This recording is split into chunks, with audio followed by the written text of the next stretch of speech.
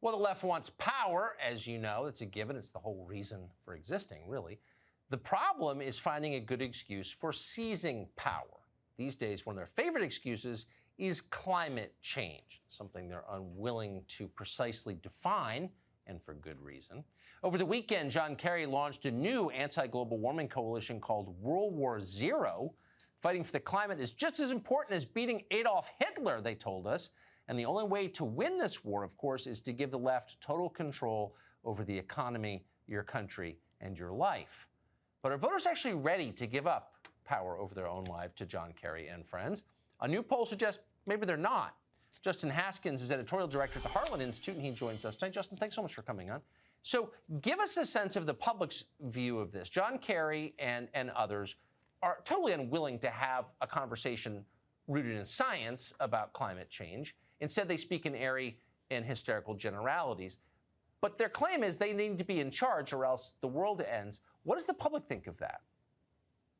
Yeah, well, what we found in our recent poll is that less than half of all likely voters, despite all of the efforts in Hollywood by the left, all of the efforts in academia, all the efforts by political losers like John Kerry to try to convince people that there's an existential climate change crisis headed our way at 80 years into the future, or just 12 years into the future, if you believe Alexandria Ocasio-Cortez, despite all of that, less than half of likely voters say that they believe that there is a human-caused climate change crisis, and it's much less than half of independents. These are the people that Democrats need to win. I mean, I don't mean to give them political advice, but if they need to win these people over if they have any chance at all of winning in 2020, and yet they don't seem to get that memo. What I don't understand is if this is World War Zero, it's a world war against climate change.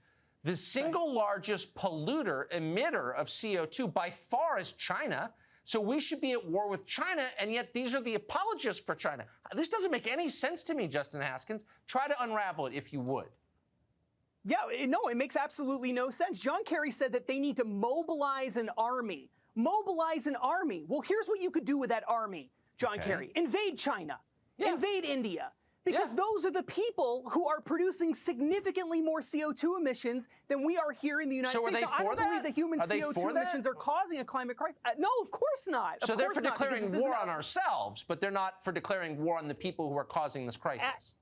Absolutely. They would do anything for political power, which is what this is all about. This has nothing to do with saving the planet from a climate crisis, because they know that even if you believe that CO2 emissions are causing that, and I don't believe that it is, but even if you believe that, they know that there's nothing we can do here in the United States. Absolutely nothing. Nothing that Europe can do. Absolutely nothing. It is all in the hands of China and India and countries like that, and yet you never hear John Kerry speak a word about that. It's all about what the United States has to do. He wants us to commit economic suicide in order for him to have more political power. Ultimately, that's what this is all about.